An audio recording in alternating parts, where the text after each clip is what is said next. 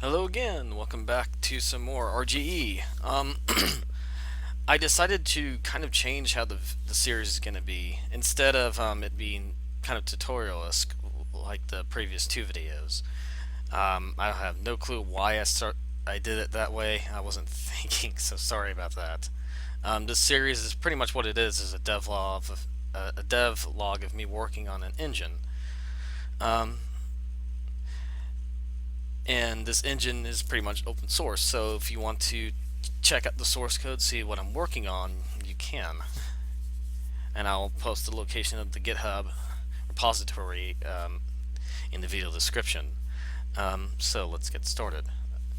I've been fairly busy.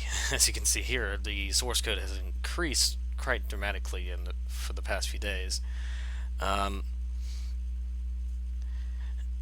Let's see here what to show off first. Like I stated in the last video, we had two areas where we need to explore, which is inputs and timing. Let's do the timing first. When I was doing some work there, if you remember correctly, let me go back to Solution, Explore, and show you. We have two different types of updates. One is variable updates, which is pretty much this method's called each frame, and you grab a delta to do animation and stuff like that. And what are you doing? There we go. Yeah, you grab the delta between two time variants, and it will give you a nice delta between the two of them. And then there's also fix update, which updates certain updates per second. So let's look at the source file here. And I need to open timer, these two classes. So, if you look down here, I basically have a timer class now that inits this, and if you go look at the inside the timer class, basically when it inits it grabs the SDL get ticks, and then in the update method here it sets the current SDL tick, and then it just subtracts between the two, and it divides it by 1000 because the resolution of the SDL get ticks is in milliseconds, not seconds. So this converts it to kind of seconds. And I reset the pre time, and then I add it to this fix update to handle the fix update method. Here's the methods that are called. This right here is how many updates per second. If you open up a calculator, you can actually calculate this. If you divide one, for example, by 30 frames a second, it'll give you this kind of number. That's how many updates per second for 30 frames a second.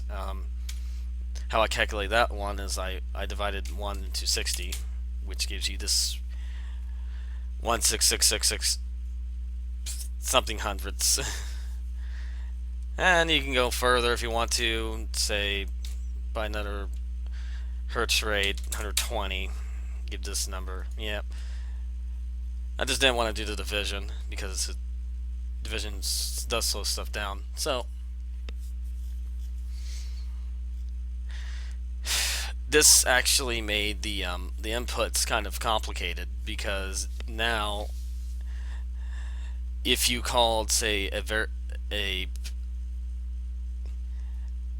I had to basically split it up to two different update methods. I'm probably going to rewrite some of those for the next video, because this is a little too complicated. I think variable updates is great for particle system, but I might keep it where it's the updates are just fixed, because I've gotten some pretty good results from it. And I'm probably going to get rid of the singleton, because the singleton object are annoying. I've had some trouble when I was implementing this monster. Well, here's the input class. As you can see, I've been working.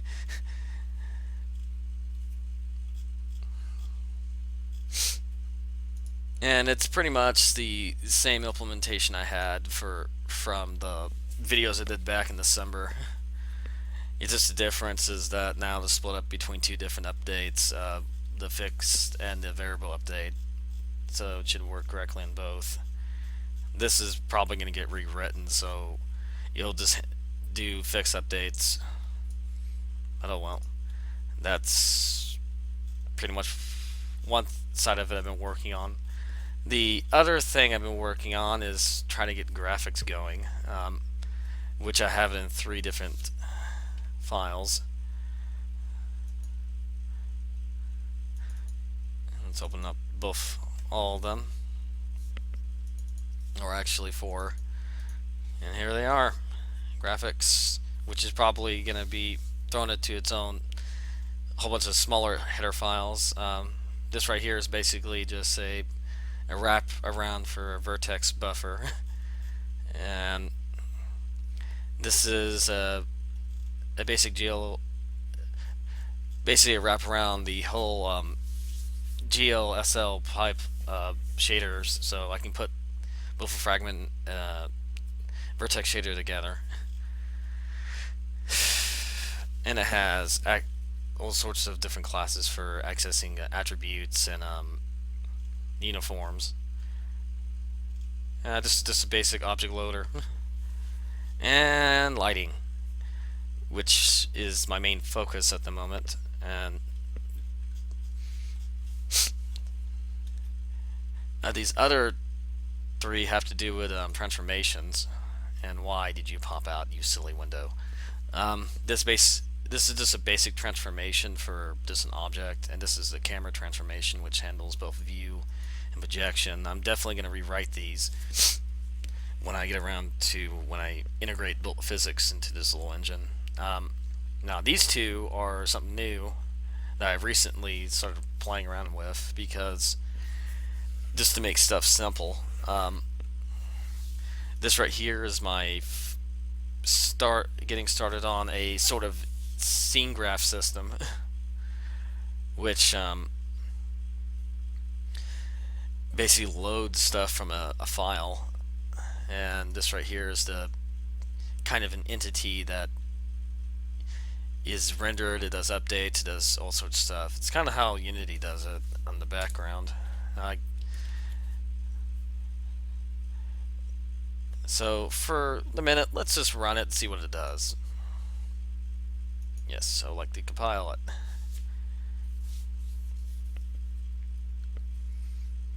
I don't know why it wants to be compiled.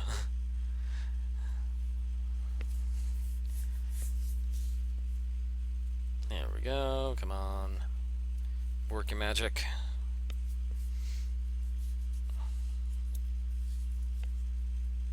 Sorry about this, guys. Silly code. Okay.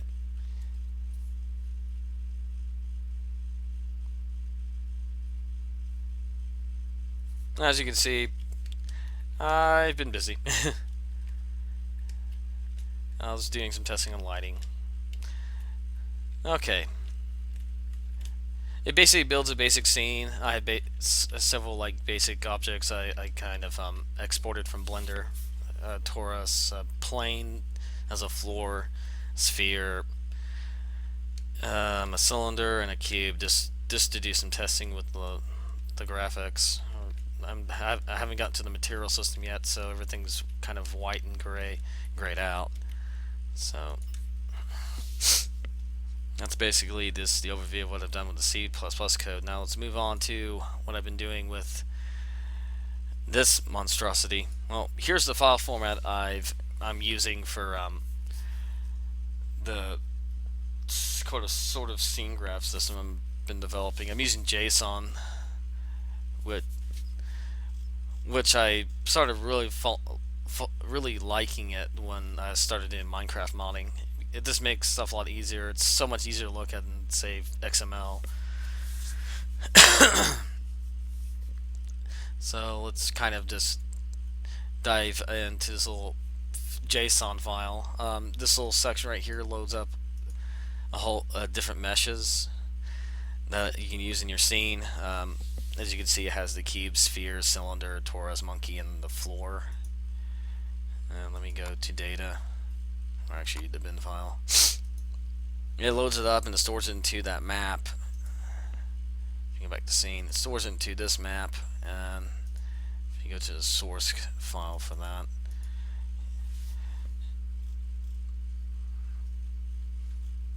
here it is. It basically when it's loading up the scene from the file, it stores it into that hash map or whatever implementation they use in the behind the scenes in C++. Alright, let's go back to that file. The next one is going to be entities, which is right here. These are the ones that are this stuff that actually is rendered.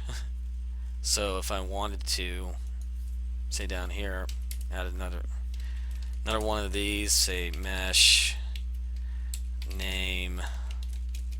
I guess I will go with a sphere. That's the stuff I have loaded up at the moment. Transform, and I'm going to set your position to, I don't know, -20, 0,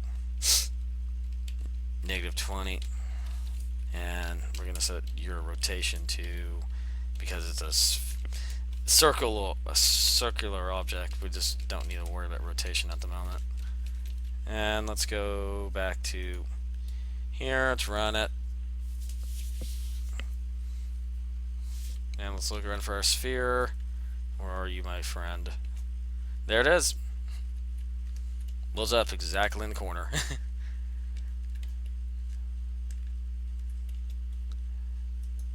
I've just got started on that system. I'm going to add the ability to allow for behavioral scripting pretty soon, after I get done with the renderer. Alright, so I guess now let's get started with the renderer. Let's look at our kind of shader files. As you can see, I'm using OpenGL 3.3 at the moment, and I'm using Core. So pretty much, how to describe this? I'm tired. I just got up like an hour ago. It doesn't have any of the backwards, the stuff that came earlier, so I had to add in some stuff that, this is stuff I normally do anyway, so let's kind of analyze this. These two right here are basically the vertex buffers that are loaded in parallel. Vertices, texture coordinates, and normals. As you can see, I have the matrices split up at the moment. The reason why I'm doing this is that I'm trying to figure out what matrices I need. Excuse me, sorry about that. And which ones I don't need. A lot of people usually say put the model view projection to one matrix, which is fine. It's no big deal. MVP matrix, but my big issue with that is that I can't get the model matrix from it to do light calculations. So that, because you need the position, you need the model matrix to put the lighting into world space. So that's why I decided to just split these three up for the moment and try to figure out which ones that I can probably compact later on. This right here is a normal matrix. It's basically, let's see here, you take the transpose of this, inverse of the model, which gives you a pretty nice normal matrix, and I do that calculation in the transform when you're setting your matrices. So let's go back to this one. Let's see here. Transform, there you are. It is right here. Fairly straightforward. Alright, let's go back to here. This is the camera position. Basically, it's the position of the camera. This is used for the specular highlighting, and I have a structure for lighting, which I've been editing because I'm not using the old lighting system with Lambertian shading and blend-fong, Lambertian for diffuse lighting and blend-fong for the specular lighting. I decided to go PVR, and that brings us to the fragment shader, which, as you can see, has the same structure, has the uniforms right here, and because this is OpenGL 3.3, I had to make my own kind of output vector to send the colors from this fragment shader to the frame buffer. Oh well, let's go down here all the way to main. That's very straightforward. Normalizing normals and the light direction and the view, which is basically the camera position minus position model. And this is where everything becomes different, because we're doing PBR and there's different values that goes on with it. I decided to go with a stack. How the PBR function works. I guess I'll just write down kind of a function as a comment here to make it the direct lighting portion of a PBR system. You use microfacet lighting, which microfacet it's denoted M for microfacet, and the method goes like so. You have a Fresnel term, you multiply it then by a geometry term, and then you multiply it by a normal distribution term.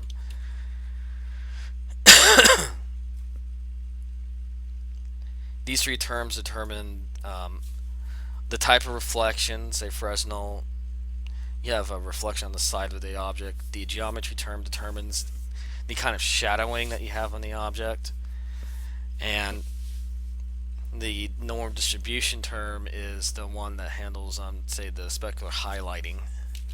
And you divide this by pi times the dot product between normals and the light's direction. Then you multiply that by normals to the view direction, and that's pretty much how kind of microfacet lighting works. Each three of these terms are separately calculated. I have an old shader where I was doing some testing that basically tests around with different variants of these terms, because there's a whole bunch of them.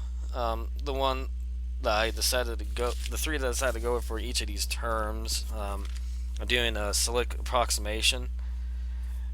If you look up here, this is pretty much approximation. I'm grabbing, and the dot product needs to be clamped between 0 and 1 for this to work. As you see, I'm doing clamping and have regular values. For the geometry term, I decided to go with Cook torrents, which I really like because it does shadowing really, it does geometry shadowing very nicely. And for the distribution term, I went with GTX or the Torbridge, right to however you say his name. Sorry if I butchered it. And it gives really amazing looking highlights. Let's lower these terms real fast. This right here is for the roughness. Let's go down to, say, 8, and then we're going to go back to the folder and run it.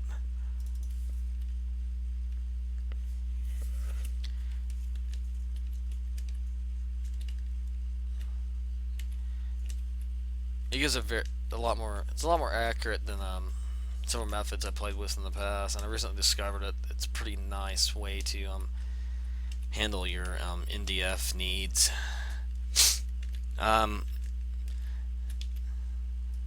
Now, for the fuse lighting, I decided to dump Labergian shading and went with Ornair lighting because it allows for diffuse lighting to interact with to have a roughness. So let's just get rid of specular lighting real fast. I'll show you what I mean. I think I demoed this a while ago. What time do I have? It's been already 20 minutes. Oh boy. I guess I'll just demo this real quick, and then we need to stop the video.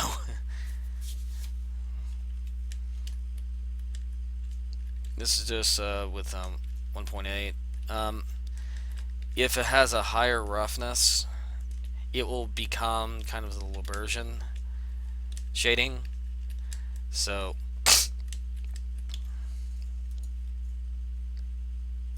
let's go back to here. Let's just put this G value to 0. I'll show you why. Stop doing that. There you go.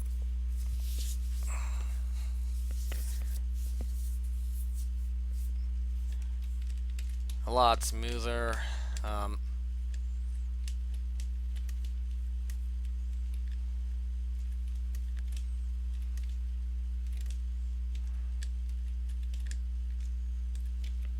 Versus, or should I say it's a lot rougher. I can't get my terminology straight right now. Sorry guys.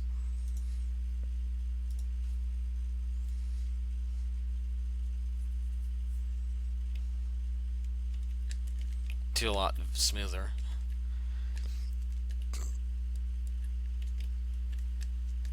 And this is pretty much what I've been working on. Alright, this is all I have for the day. I've been doing a lot of work, and the engine's starting to come along, and I've been working mostly in graphics, which is just my main focus at the moment because I want to get this render up and running. Just to let you know, the render is going to be fully PVR.